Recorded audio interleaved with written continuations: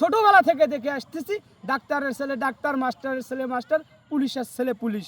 ভাই আমি কোনো রাজনীতিবিদ না, রাজনীতি বুঝি না। শুনতাম আওয়ামী লীগ দুর্নীতি করেছিল। এখন যারা দুর্নীতি করে তারা কি, তাদের নামগুলো একটু বলেন।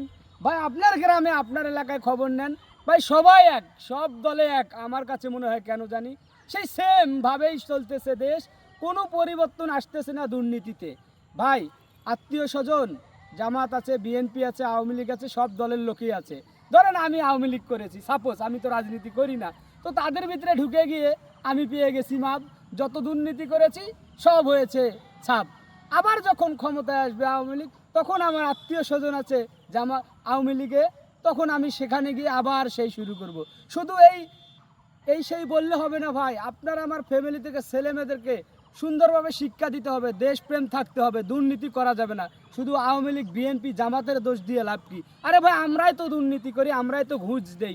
আপনার পাশের বাড়ির ছেলে ভালো স্টুডেন্ট, টাকার অভাবে চাকরি পায় না, যদিও ইন্টারভিউয়ে যায় তখন ভালো টিকে যায়, কিন্তু আপনি বড় লোক, আপনার লক্ষ লক্ষ টাকা আছে, টেবিলের নিচে দিয়ে দেন 2 লক্ষ, তো সেই ভালো ছাত্রটা ঝরে গেল না? কিচ্ছুই হয় না এই দেশে, দেশ আগের মতোই চলতেছে।